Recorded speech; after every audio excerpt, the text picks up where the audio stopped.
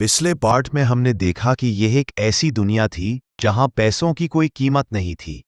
यहां हर चीज खरीदी बेची जाती थी, लेकिन पैसों से नहीं, बल्कि जिंदगी के समय से। अमीर लोग हजार हजार साल जीते थे, हमेशा जवान रहते थे। दूसरी तरफ गरीब बस्तियों में लोग हर दिन कुछ घंटे कमाने के लिए काम करते, ताकि शाम तक जिंदा रह सके। इन्हीं गरीबों की बस्ती में एक लड़का रहता था, आर्यन। वो अपनी मां संध्या के साथ रहता था। संध्या बोली, बेटा, मुझे कल तक बिजली और लोन का टाइम भरना होगा, वरना सब कुछ चला जाएगा। उसने कहा, मेरे पास सिर्फ 2 दिन का समय बचा है, लेकिन सब चुकाने के बाद शायद आधा दिन ही रह जाएगा। आर्यन रात को अपने दोस्त के साथ बाहर गया। वहां उसने देखा कि एक शख्स के पास 200 साल का टाइम है। आर्यन ने उसे कहा, यहां मत रुको, यहां तुम्हें लूट लिया जाएगा। लेकिन वो शख्स, जिसका नाम था एड्रियन, हंसकर बोला, अगर मुझे कोई लूट भी ले, मुझे फर्क नहीं पड़ता। तभी शहर का सबसे बड़ा गैंगस्टर ड्रेवो अपने गुंडों के साथ आया। उसने एड्रियन को टाइम फाइट का चैलेंज दिया। टाइम फाइट यानी 2 लोग हाथ मिलाते हैं और जिसके हाथ नीचे होते हैं उसका टाइम धीरे धीरे खिसक कर दूसरे के खाते में चला जाता है। एड्रियन नशे में था, इसलिए निश्चित था कि वो हार जाएगा। आर्यन ने हिम्मत दिखाई और एड्रियन को वहां से चुपके से निकाल ले गया। मेरी उम्र 120 साल है। मैंने सब देखा, सब जिया, अब और नहीं जीना चाहता।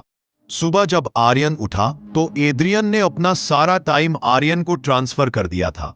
उसके पास खुद बस कुछ सेकंड बचे थे और अगले ही पल एड्रियन ने खुद को खत्म कर लिया। आर्यन की घड़ी में अचानक 200 साल दिखने लगे।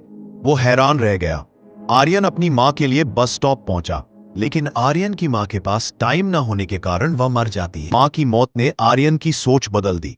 अब उसने ठान लिया, इस सिस्टम को बदल देगा। मैं अमीरों से टाइम छीनकर गरीबों को दूंगा। वह ग्रीनेज सिटी, अमीरों का शहर पहुंचा। वहां उसकी मुलाकात हुई लिविया से। वो एक रईस बैंक मालिक की बेटी थी। आर्यन से प्रभावित होकर प्यार का इजहार करने वाली थी, लेकिन तभी पुलिस आ जाती है और आर्यन को एड्रियन के खून के इल्जाम में गिरफ्तार कर लेती है। आर्यन लिविया को बंदी बनाकर वहां से भाग जाता है। रास्ते में उनका एक्सीडेंट हो जाता है। लिविया का सारा टाइम गुंडे चुरा के ले जाते हैं। अब आगे इतने में ही आर्यन और सिल्विया को होश आया। सिल्विया ने जब अपने हाथ की तरफ देखा तो वह परेशान हुई, क्योंकि उसके पास सिर्फ 30 मिनट ही बचे थे और आर्यन के पास भी कुछ मिनट ही बचे थे। पर फिर भी उसने सिल्विया को अपने कुछ मिनट दिए, जिससे इन दोनों का टाइम बराबर हो गया। इसके बाद आर्यन सिल्विया को लेकर जल्दी से अपने दोस्त के घर जाता है, जिसे उसने 10 साल दिए थे। जब उसके दोस्त की वाइफ ने दरवाजा खोला और उसने आर्यन को देखा, तो उसने विल से नाराजगी जताते हुए कहा, तुम्हारे दिए हुए 10 साल ने मेरे हस्बैंड की जान ले ली। तभी आर्यन ने सिल्विया के कानों में ईयरिंग देखी, जो हीरे की थी। उसे बेचकर विल और सिल्विया को 2 दिन का टाइम मिल गया। इसके बाद आर्यन सिल्विया को लेकर फोन बूथ पर आया। उसने सिल्विया के पिता फिलिप को कॉल किया और बताया कि उसकी बेटी अब तक सही सलामत। उस वक्त रेमंड भी फिलिप के पास ही मौजूद था और विल को भी पता था कि रेमंड भी वहां मौजूद है। विल ने सिल्विया को छोड़ने के बदले 10,000 साल का टाइम मांगा और वह 10,000 साल टाइम बैंक के जरिए गरीब लोगों में बांटने को कहा और कल सुबह तक का टाइम दिया। हालांकि फिलिप के लिए यह रकम कुछ भी नहीं थी, पर फिलिप किसी भी कीमत पर गरीबों को टाइम नहीं देना चाहता था। इधर आर्यन सिल्विया को अपने घर ले आया, जहां पर दोनों सुबह होने का इंतजार कर रहे थे। इसी दौरान सिल्विया ने आर्यन से पूछा कि उसकी फैमिली कहां है। इस पर आर्यन ने बताया कि पिछली रात ही टाइम ना होने की वजह से मेरी मां की डेथ हुई। यह सुनकर सिल्विया को बहुत बुरा लगता है और उसे एहसास होता है कि यहां गरीब लोग हर पल मौत के डर में जीते हैं। उन्हें एक दिन का टाइम कमाने में कितनी मेहनत करनी पड़ती है। अगली सुबह बैंक खुलते ही आर्यन और सिल्विया खिड़की से बैंक पर नजर रखने लगे, लेकिन बैंक ने गरीबों में टाइम नहीं बांटा। सिल्विया यह देखकर बहुत मायूस हो गई कि टाइम के आगे उसके पिता के लिए अपनी बेटी की भी कोई कीमत नहीं थी। अब सिल्विया को समझ आ गया कि उसके पिता सिर्फ बिजनेसमैन नहीं है, बल्कि वह इस सिस्टम के हेड है। वह गरीब लोगों की मौत से अपनी जिंदगी के साल जमा करते हैं। सिल्विया को यूं मायूस देखकर आर्यन ने उसे वापस घर भेजने का फैसला किया। वो उसे फोन बूथ पर ले आया और अपने पिता को कॉल करके अपने लिए मदद बुलाने को कहा। इस दौरान आर्यन सिल्विया को वेपन भी दे देता है ताकि वह खुद की हिफाजत कर सके। इधर सिल्विया फोन पर अपने पिता से बात कर रही थी कि तभी टाइम कीपर रेमंड चुपके से वहां आ पहुंचा और आर्यन पर गन तान दी। रेमंड आर्यन पर गोली चलाने ही वाला था कि तभी सिल्विया ने रेमंड को देख लिया और घबराहट में रेमंड पर गोली चला दी। यह देख आर्यन घबराकर रेमंड के पास आया। हालांकि वो गोली रेमंड के हाथ को छूकर निकल गई थी। रेमंड के हाथ से बहुत खून निकल रहा था। आर्यन ने रेमंड की घड़ी देखी। रेमंड के पास सिर्फ 2 घंटे बचे थे। दरअसल टाइम कीपर्स को भी सैलरी के तौर पर हर रोज 1 दिन का ही टाइम मिलता था। आर्यन समझ गया कि जब तक रेमंड के पास उसके टीम वाले पहुंचेंगे तब तक रेमंड का ज्यादा खून बहने की वजह से उसकी मौत हो गई होगी और ना। इसलिए आर्यन रेमंड को 2 घंटे का टाइम देते हुए रेमंड की कार को लेकर वहां से निकल गया। रेमंड को गोली मारकर अब सिल्विया भी क्राइम लिस्ट में आ चुकी थी। लेकिन ग्रींच में सिल्विया की जिंदगी पिंजरे में कैद पंखी की तरह थी।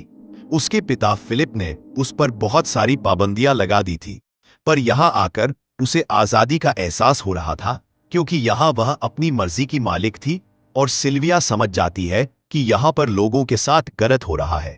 अब वह भी गरीबों को उनका हक दिलाने में आर्यन के साथ थी। आर्यन और सिल्विया ने मिलकर अमीरों को लूटना शुरू कर दिया। सिल्विया जो कि ग्रीनिच सिटी के चप्पे चप्पे से वाकिफ थी, इसलिए इन दोनों ने प्लान बनाया कि वो ग्रीनिच सिटी में बैंक से टाइम कैप्सूल चुराएंगे और उनको गरीबों में बांट देंगे। सिल्विया ने सबसे पहले अपने पिता फिलिप के कई सारे बैंक में डाका डाला क्योंकि फिलिप ने गरीबों की मौत से वह सारा टाइम इकट्ठा किया था। इन दोनों ने तिजोरी से सभी टाइम कैप्सूल एक बैग में पैक करके वहां से निकल गए और उन्हें गरीबों में बांटने लगे। इतनी बड़ी चोरी करने के बाद अब सरकार भी इन दोनों से तंग आ चुका था। इसीलिए सरकार ने इन दोनों के सर पर 10 साल का टाइम इनाम रख दिया। यह खबर सुनते ही गैंगस्टर फोर्टिस अब इन दोनों को कुत्ते की तरह ढूंढने लगा। लेकिन आर्यन और सिल्विया हर रोज अपना ठिकाना बदलते रहते थे, जिससे वह किसी के हाथ नहीं आते थे। ये दोनों एक होटल में छुपे हुए थे। इनके पास टाइम की कमी तो थी नहीं, इसलिए उन्होंने पूरे होटल को ही बुक कर लिया था। फोर्टिस इन दोनों की तलाश में उस होटल के बाहर आ पहुंचा। वहां उसने कुछ लोगों को पकड़कर उनसे आर्यन और सिल्विया के बारे में पूछने लगा।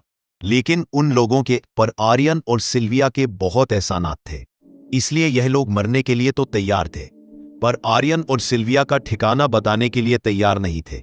लेकिन जब फोर्टिस ने उन लोगों पर बहुत ज्यादा जोर जबरदस्ती की तो उनमें से एक बंदा मौत के डर से फोर्टिस को उस होटल के बारे में बता देता है जहां आर्यन और सिल्विया छुपे हुए थे।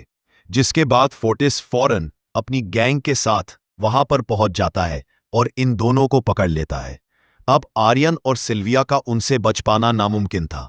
फोर्टिस ने आर्यन को एक टेबल पर बैठा दिया।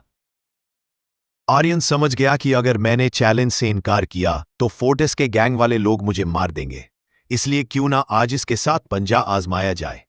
फोर्टिस और आर्यन एक दूसरे की कलाई पकड़ ली और मौत का खेल शुरू हुआ। फोर्टिस माहिर खिलाड़ी था। उसने शुरुआत में ही आर्यन का हाथ नीचे कर दिया, जिससे आर्यन का टाइम तेजी से फोर्टिस में ट्रांसफर होने लगा। लेकिन आर्यन बिल्कुल जोर ही नहीं लगा रहा था, जैसे कि वह जानबूझकर हार रहा हो। पर जैसे ही आर्यन के पास अपनी लाइफ के 3 से 4 सेकंड बचे, तभी आर्यन ने अपनी पावर दिखाई और एक झटके से फोर्टिस का हाथ नीचे कर दिया। फोर्टिस की आंखें खुली की खुली रह गईं।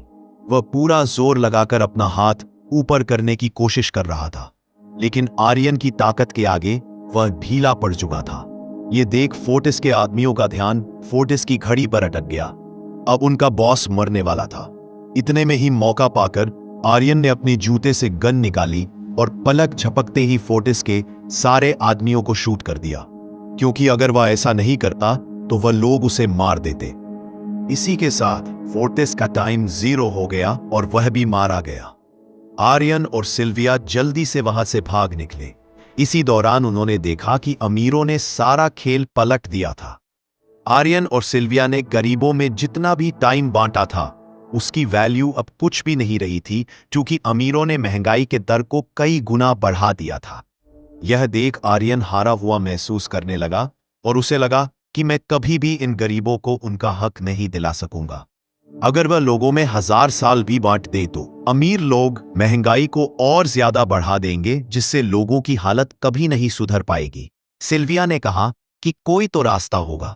इस पर आर्यन ने कहा कि हमें लाखों साल चुराकर इन लोगों को देने होंगे, अब जाकर हम लोग महंगाई को कंट्रोल कर सकते हैं। पर सिल्विया ने इसके लिए एक प्लान सोच रखा था। अगली ही सुबह जब फिलिप अपने बॉडीगार्ड्स के साथ ऑफिस पहुंचा, तभी सिल्विया वहां आई और उसने अपने पिता से कहा कि वह सरेंडर करना चाहती है। तब सारे गार्ड्स ने सिल्विया पर गन तान दी, लेकिन तभी वहां पीछे से गार्ड के बेस में छिपा आर्यन वहां आ पहुंचा। उसने फिलिप के सर पर गन रखी और उसके जरिए लॉकर का दरवाजा खुलवाया। आर्यन और सिल्विया ने फिलिप के लॉकर से एक टाइम कैप्सूल चुरा लिया, जिसमें 10 लाख साल का टाइम मौजूद था। इस टाइम कैप्सूल का एक एक साल गरीबों की ही मौत से आया था। आर्यन और सिल्विया वह टाइम कैप्सूल लेकर भाग जाते हैं।